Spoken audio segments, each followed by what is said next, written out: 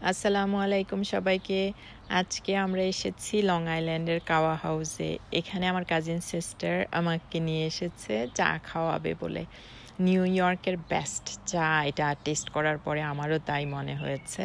তো লোকজন দেখে আপনারাও বুঝতে পারছেন যে চাটা অনেক মজা। আর কালারটা দেখেও বোঝা যাচ্ছে, তাই না? যে চায়ের কালারটা যদি এরকম চলে আসে তার মানে চাটা ন্যাচারালি মজা হবে।